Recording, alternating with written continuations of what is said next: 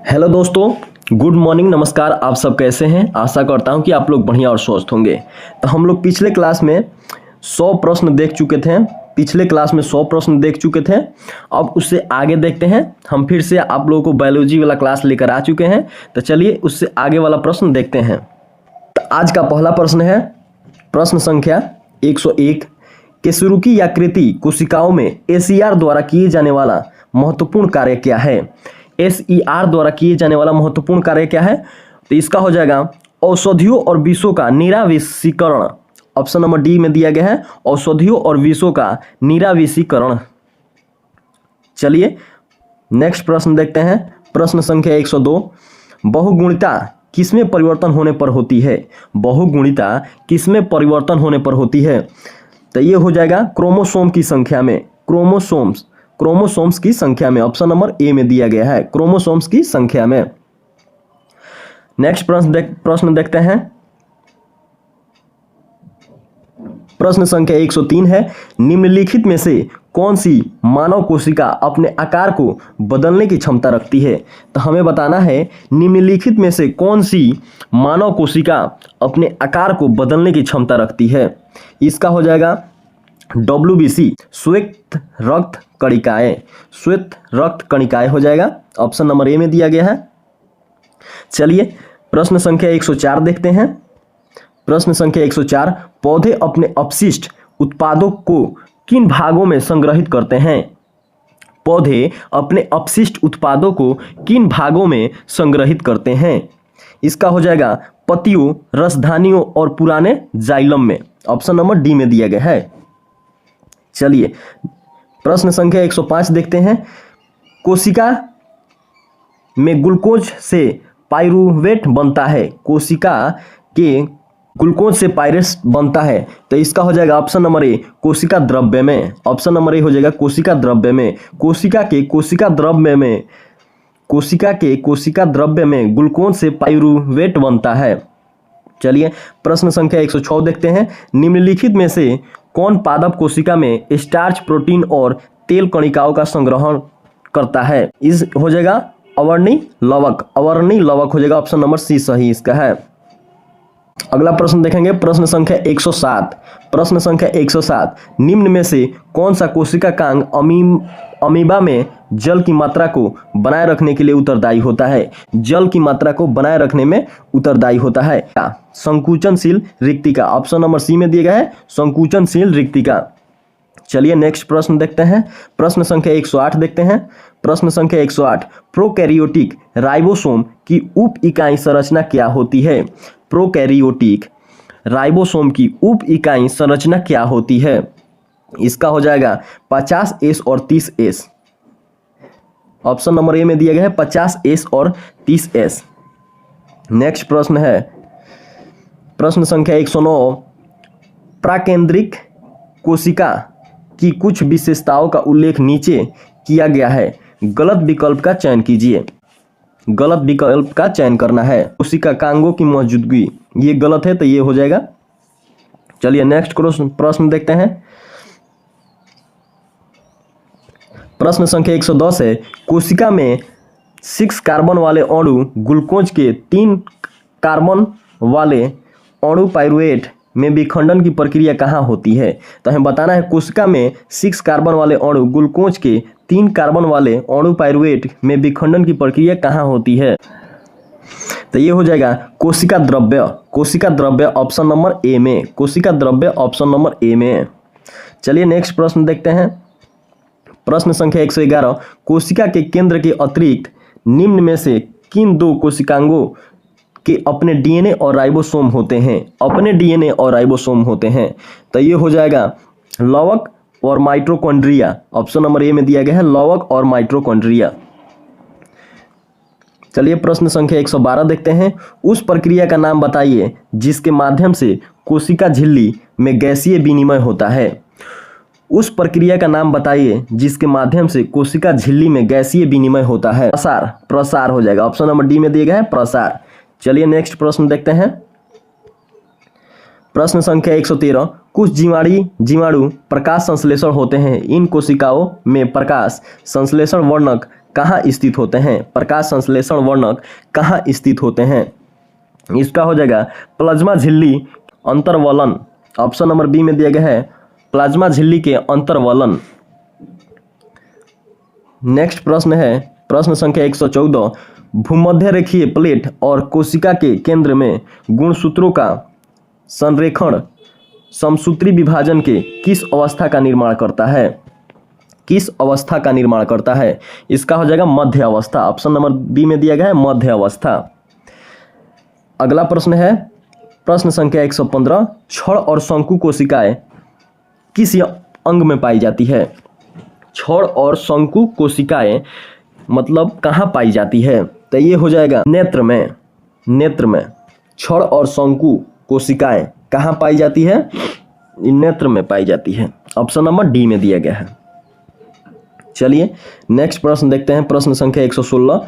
कोशिका द्रव्य जेली जैसे तरल पदार्थ है जो बीच मौजूद होते हैं। किसके बीच मौजूद होते हैं?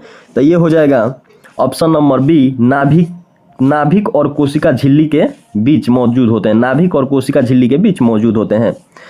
प्रश्न संख्या 117। जल की कमी के कारण कोशिका भित्ति से दूर कोशिका के संकुचन की प्रक्रिया को क्या कहते हैं? संकुचन की प्रक्रिया को क्या कहते हैं? ये हो जाएगा जीव द्रव्य संकुचन। जीव द्रव्य संकुचन ऑप्शन नंबर ए सही है। तो चलिए दोस्तों आप सेशन को लाइक कर दीजिए और चैनल को सब्सक्राइब कर लीजिए ताकि मेरा वीडियो सबसे पहले आप तक पहुंचे। वीडियो में बने रहिए ताकि आपको कुछ सीखने का मौका मिल सके। इसमें बहुत सारे ऐसे क्वेश्चन हैं जो हूबहू एग्जाम में पूछे जाते हैं। तो चलिए नेक्स्ट प्रश्न देखते हैं प्रश्न संख्या 118। पादप कोशिका भित्ति किससे बनी होती है? तो हमें बताना है पादप कोशिका भित्ति किससे बनी होती है? इसका हो जाएगा सेलुलोज। सेलुलोज की बनी होती है। ऑप्शन नंबर ए सही दिया गया है। चलिए अब अगला प्रश्न देखते हैं। पुटिकाओं में प्रोटीन और लिपिड के परिवहन संशोधन और पैकेजिंग के लिए निम्नलिखित में से कौन सा कोशिकांग उत्तरदायी है? कौन सा कोशिकांग उत्तरदायी है? तो इसका हो जाएगा गोल्जी काय हो जाएगा। गोल्जी काय ऑप्शन नंबर ए सही दिया गया है। ऑप्शन नंबर ए गोल्जी काय हो जाएगा। चलिए नेक्स्ट प्रश्न देखते हैं प्रश्न संख्या 120। किसी कोशिका में मौजूद सबसे बड़ा कोशिकांग कौन सा है? किसी कोशिका में मौजूद सबसे बड़ा कोशिकांग कौन सा है? तो ये हो जाएगा नाभिक। ऑप्शन नंबर ए सही दिया गया है नाभिक। चलिए नेक्स्ट प्रश्न देखते हैं प्रश्न संख्या 121 देखेंगे। कोशिका भित्ति कोशिका में अनुपस्थित होती है। कोशिका भित्ति कोशिका में अनुपस्थित होती है। ये हो जाएगा जंतु कोशिका में, जंतुओं में। नेक्स्ट प्रश्न देखते हैं 122। प्रश्न संख्या 122। राइबोसोम होते हैं आरएनए। राइबोसोम होते हैं आरएनए में। नेक्स्ट प्रश्न है 123। प्रश्न संख्या 123। डीएनए और आरएनए का बनना कहलाता है। डीएनए और आरएनए का बनना कहलाता है। डीएनए और आरएनए का बनना कहलाता है ट्रांसक्रिप्शन। ऑप्शन नंबर ए में दिया गया है ट्रांसक्रिप्शन। चलिए अब अगला प्रश्न देखते हैं। अगला प्रश्न है प्रश्न संख्या 124। 64 कोशिकाओं के निर्माण में कितने समसूत्री विभाजन की आवश्यकता होती है? कितने समसूत्री विभाजन की आवश्यकता होती है? ये हो जाएगा option number B 32। Option number B 32 हो जाएगा। चलिए 125 देखते हैं। प्रश्न संख्या 125। कोशिकीय पूर्ण सत्ता की अवधारणा प्रस्तुत करने वाले वैज्ञानिक हैं हैबरलैंड। ऑप्शन नंबर सी में दिया गया है हैबरलैंड जो सही है। चलिए अगला प्रश्न देखेंगे। प्रश्न संख्या 126। कोशिका के निम्नलिखित में से किस अणुकाय में दोहरी झिल्ली अनुपस्थित होती है? दोहरी झिल्ली अनुपस्थित होती है लाइसोसोम में। दोहरी झिल्ली अनुपस्थित होती है लाइसोसोम में। ऑप्शन नंबर सी में दिया गया है। चलिए नेक्स्ट प्रश्न है प्रश्न संख्या 127। किस कोशिकांग को कोशिका का मास्टर कहा जाता है? किस कोशिकांग को कोशिका का मास्टर कहा जाता है? ये हो जाएगा नाभिक को। ऑप्शन नंबर डी में दिया गया है नाभिक को कोशिकांगों के कोशिका का मास्टर कहा जाता है। चलिए प्रश्न संख्या 128। एक पशु के शरीर की सबसे बड़ी कोशिका इनमें से कौन सी है? एक पशु के शरीर की सबसे बड़ी कोशिका इनमें से कौन सी है? तो ये हो जाएगा न्यूरॉन। ऑप्शन नंबर बी में दिया गया है न्यूरॉन। चलिए नेक्स्ट प्रश्न देखते हैं। प्रश्न संख्या 129, निम्नलिखित में से हरगोविंद खुराना को किस आविष्कार के लिए सम्मानित किया गया? प्रोटीन संश्लेषण के लिए। प्रोटीन संश्लेषण के लिए ऑप्शन नंबर बी में दिया गया है। प्रोटीन संश्लेषण के लिए ऑप्शन नंबर बी में दिया गया है। चलिए अगला प्रश्न देखते हैं। प्रश्न संख्या 130 है, एक गुणसूत्र में निम्नलिखित में से क्या उपस्थित होते हैं? निम्नलिखित में से क्या उपस्थित होते हैं? तो ये हो जाएगा डीएनए तथा प्रोटीन। डीएनए प्रोटीन एक गुणसूत्र में उपस्थित होते हैं, डीएनए तथा प्रोटीन। ऑप्शन नंबर सी में दिया गया है डीएनए तथा प्रोटीन। चलिए प्रश्न संख्या 131 देखते हैं। निम्न में से सूत्री विभाजन का पहला चरण कौन सा है? तो हमें बताना है निम्न में से सूत्री विभाजन का पहला चरण कौन सा होता है? तो ये हो जाएगा पूर्वावस्था। ऑप्शन नंबर ए में दिया गया है पूर्वावस्था। क्वेश्चन है प्रश्न संख्या 132, रंध्रों की संरक्षण कोशिकाओं का कार्य क्या है? रंध्रों की संरक्षण कोशिकाओं का कार्य क्या है? ये हो जाएगा रंध्रों को खोलना तथा बंद करना दोनों। रंध्रों को खोलना तथा बंद करना दोनों होता है। ऑप्शन नंबर सी में दिया गया है रंध्रों को खोलना तथा बंद करना। ऑप्शन नंबर सी में दिया गया। चलिए अगला प्रश्न देखेंगे।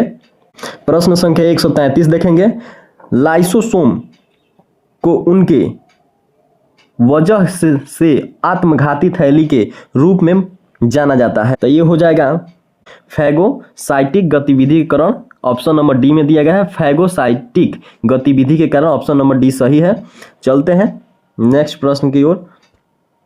प्रश्न संख्या 134 है, निम्नलिखित में से किस वैज्ञानिक ने पहली बार जीवित कोशिका के लिए प्रोटोप्लाज्म शब्द का प्रयोग किया?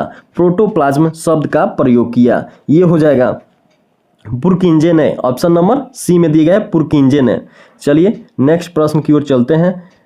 प्रश्न संख्या 135 है, यूकैरियोटिक कोशिका में प्लाज्मा झिल्ली किससे बनी होती है? फास्फोलिम्फोप्रोटीन की बनी होती है। फास्फोलिम्फोप्रोटीन की बनी होती है। ऑप्शन नंबर सी में दिया गया है।